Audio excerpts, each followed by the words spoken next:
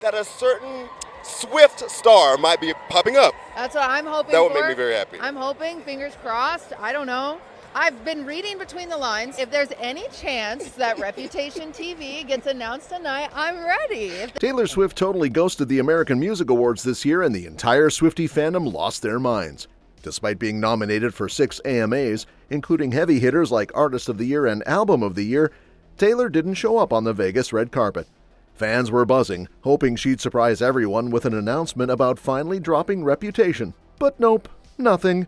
Instead, Billie Eilish swooped in to snag Artist of the Year, leaving Swifties staring at their phones in disbelief. Wait, what just happened?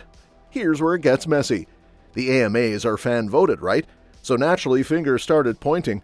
Apparently, tons of Swifties were so caught up in wild fan fiction and conspiracy theories about Reputation TV that they forgot to actually vote. One insider called it a big effing you to anyone who prioritized fanfic over the ballot box. Harsh, but honest. Some fans even admitted they just tuned in hoping for a Taylor cameo or that elusive RepTV announcement because without her, the AMAs felt like watching paint dry. Adding fuel to the fire, Taylor's merch store had a suspicious setup. Sections spelled out AMAS, plus a mysterious 26% discount on the exact date of the show. Naturally, conspiracy theorists went wild. Throw in her Look What You Made Me Do popping up on the Handmaid's Tale soundtrack, and fans are convinced there's some deeper cryptic meaning hidden in all this. Now the plot thickens like a Netflix thriller.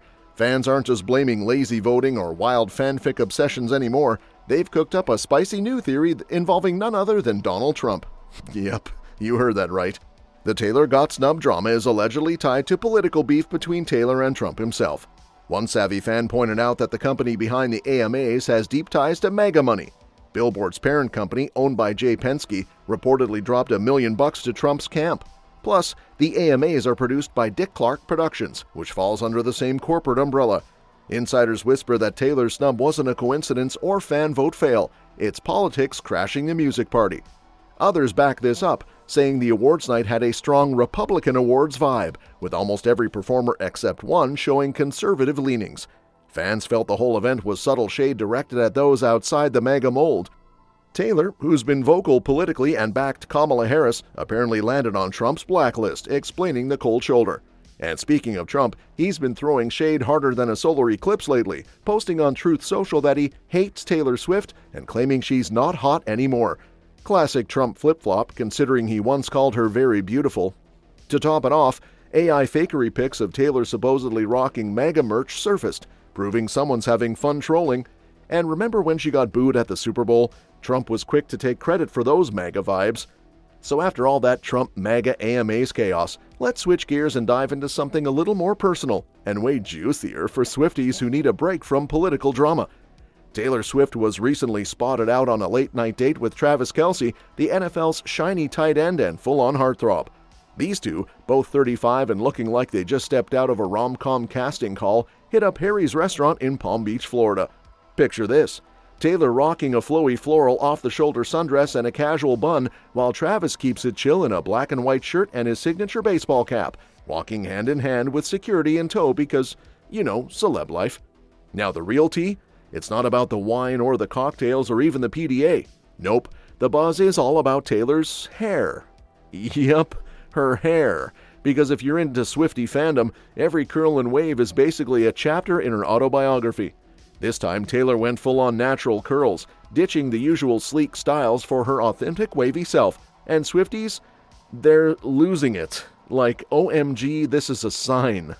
Apparently there's this whole hair in love theory floating around. Basically, when a woman's hair throws off the straight-jacketed look and goes wild in natural curls, it means love is in the air, and Taylor's definitely feeling it with Travis. This hair in love thing got famous thanks to TikTok trends and some movie references. Remember that flick How to Lose a Guy in 10 Days? Yeah, the blonde protagonist's hair goes from corporate boss vibes to tousled and romantic as her feelings bloom. Even Sydney Sweeney got dragged into this theory when her curls came back post-breakup, sparking rumors she was moving on and glowing. Naturally, Twitter and Instagram exploded. Some fans are straight up begging Taylor to keep the curls, hoping it signals not just love, but maybe, just maybe, a new album drop on the horizon. So after Taylor's curl game went full-on love is in the air mode, Fans are now straight up begging Travis to stop playing football and start playing the long game with a ring. Yep, the whole Swift-Kelce romance is heating up so much that the world's basically on its knees, yelling, "Put a ring on it already." These two have been dating for nearly 2 years, and people are tired of the waiting game. Insiders spill that everyone's just itching for Travis to go full Romeo and ask Taylor's parents for her hand. Because let's be honest, if you want to marry a billionaire pop queen, you gotta do the parental approval dance.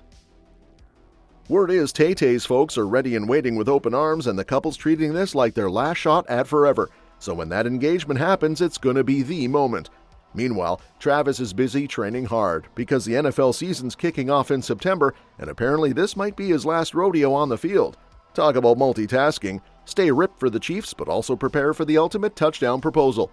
Now, they did recently pop up for a fancy dinner near Travis's swanky $20 million mansion in Boca Raton. No detail missed, including a bill that screamed "Lobster and Wagyu, please." But here's the kicker. Taylor skipped the American Music Awards, where everyone thought she'd show up with some mega announcement or maybe a new album drop.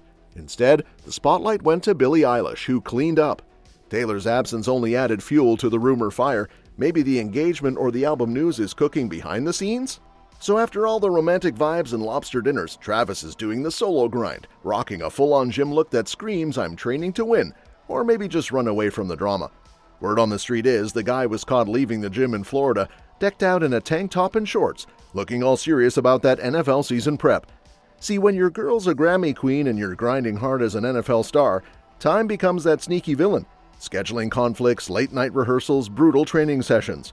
The sources say Taylor and Travis might be staring down a crossroads, forced to choose between the bright lights of their careers or the softer glow of their relationship. And honestly, who saw that coming after all those mushy dinner dates and public swoons?